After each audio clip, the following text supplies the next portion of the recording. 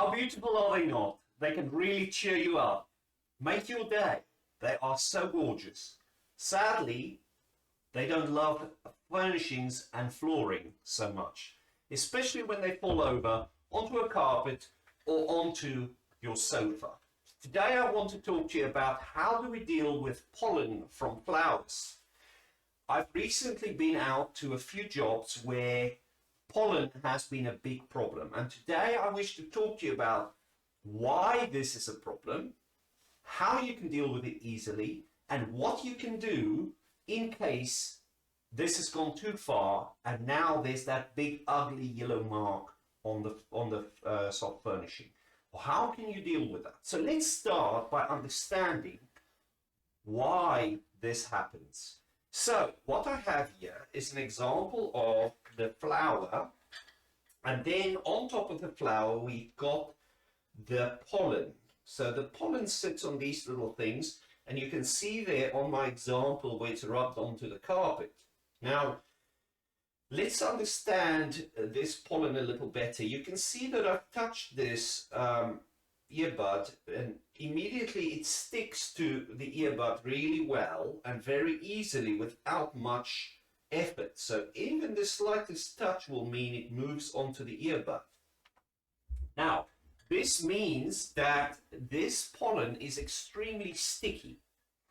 And to understand that better, if you look closely, that has stuck really well to that and without much effort. So what I've got here is I have an example of it under a microscope.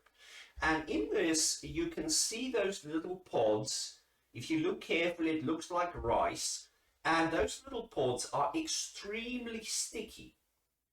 And they are sticky because pollen relies on insects to transport it. So this means that when the insect lands on the flower, as like I have here, and goes around on the pollen, it will touch the insect and it will stick to the insect.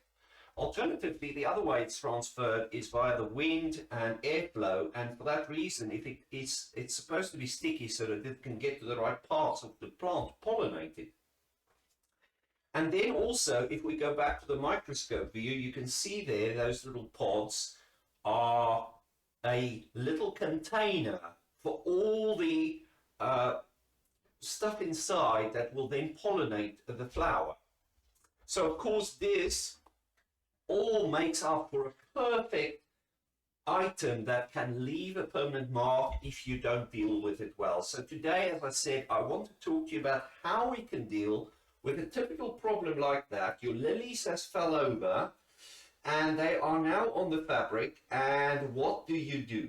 So a simple way is just removing these bits in the example here without causing too much trouble, and do not rub it or scrub it or anything. So what you can do is you have an option of using a sticky roller, something like that.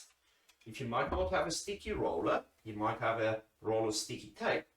So let's go and have a look at how we'll deal with this. First of all, I'll use the sticky tape and I'll simply move that piece of sticky tape and I will get that up. You can see there how I transfer very easily to the sticky tape, and soon I will have a great deal of that pollen removed.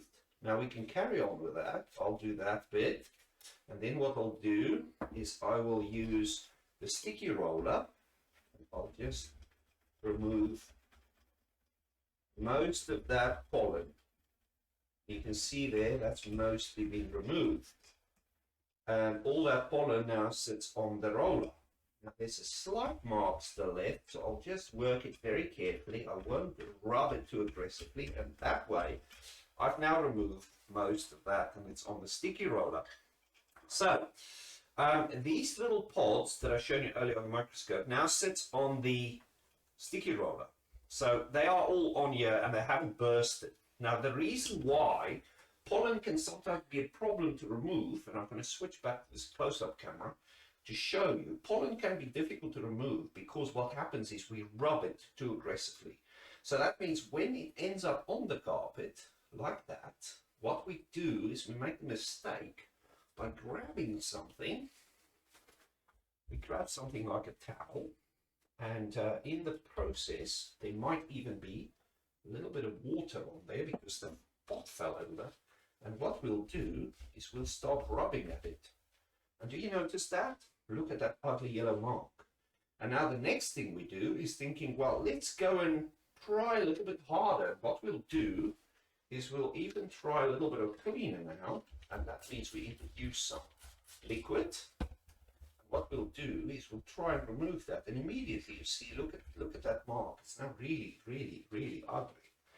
So far, let's see what we've talked about. So far, we've talked about why does this happen. We discovered that there's little pods, just like that, in the picture, that sits around, that makes up this little unit here. There's little pods that stick to it, and that under the microscope look like that. Now, those little pods are the ones that burst open, and they form this ugly yellow mark when we start rubbing it. To address that, I've explained that we use a sticky roller or otherwise some sticky tape to remove it before those pods burst open. Now in this video I also want to give you some advice on how to deal with an ugly mark like this when it has now gone too far. Let's say you have now found my video and you think, heck, what would I do? Now this pollen, going back to that, those little pods there that you see is oily, and to remove an oily stain we would need to use a solvent to break that down. So the best way to deal with this yellow mark that I have here is by using a solvent like some surgical spirit. You'll have this in your cupboard at home probably, and if you don't, it would be fairly easy for you to get hold of some. So my advice would be, get yourself some of that and get yourself a nice clean cotton towel, and you want to put some of that alcohol onto there, or surgical spirit, same thing, and then that should now be able to break that down a little bit more. You can see that it starts transferring it.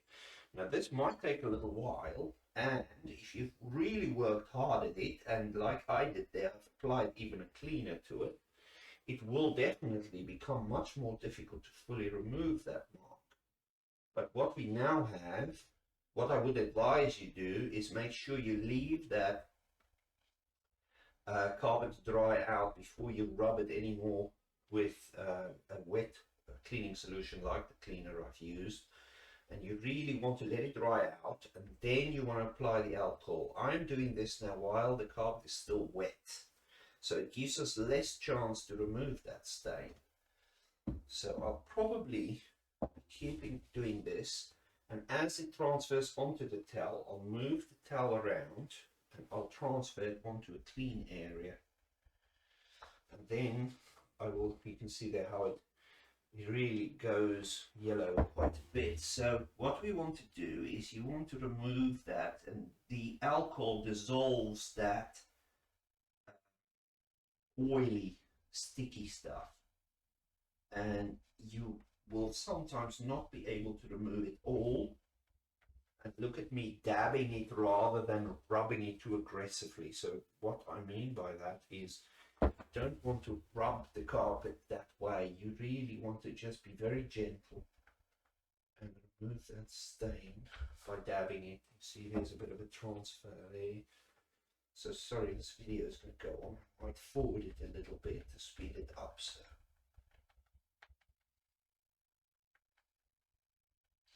now this carpet is also quite a unique fiber, so it will look lighter in the area where I'm working.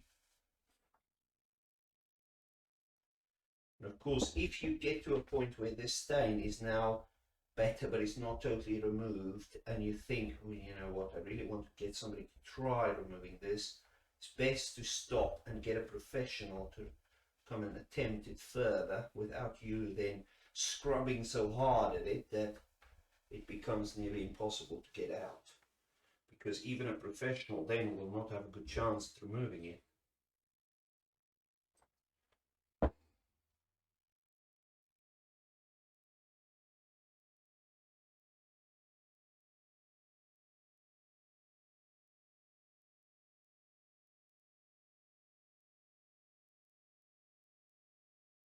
See, that start to look lighter.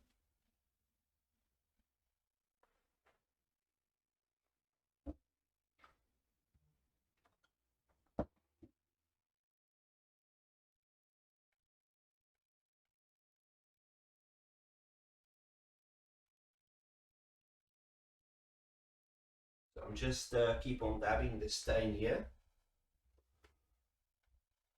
You can see that it looks much lighter now, much better, although we still have some staining, in particular that little area there, which is much harder to remove. And it will take some time. And what we might do is leave that to dry off and then attempt it again a little later. But the big challenge here is to catch yourself before you start rubbing at the stain, because then if it gets this yellow, it's going to be extremely difficult to remove that, because now that pod that I've told you earlier about, those little pods there in the screen, they will be burst open and that yellow would be all over the carpet. That's why we see this here. So what we have here is now looking much better, although I would admit it's not totally gone, but it is way better. And what we'll do is probably leave it to dry off. You can see there I've got some more out. Leave that to dry off and then attempt it again when it's dry. So to recap, if this happens and you've rubbed it too much already before you see my video, leave it to dry before you go ahead and apply the alcohol or the surgical spirit. Then you would be able to stand a better chance. And if you are to a point where you now nearly not see the mark, but you think, heck, you know what, it's still a bit there, I really want to try and get it clean, now is the point to stop. And you can see I'm still getting a little bit off. Let's stop here and let it dry and then attempt it again. So I'm going to finish this off with a little bit more of this alcohol that I'm going to rub on here. Then what I'll do is I'm going to just gently work backwards on this. Just rub it very gently. You really want to sort of rub it like that and lay the pile down. So now, of course, there's still a little bit of marking there, but it's way better. And I promise you that this method is way more effective than trying to scrub at it and using a water-based cleaner. So to confirm, you really want to use a solvent-based cleaner, something like surgical spirit, if you have that at home.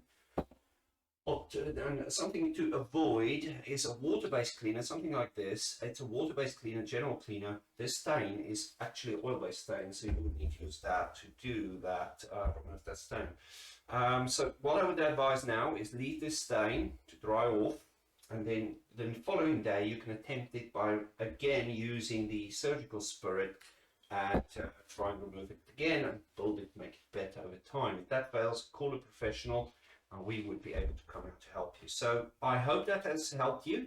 If you have any questions, please reach out. Thank you now.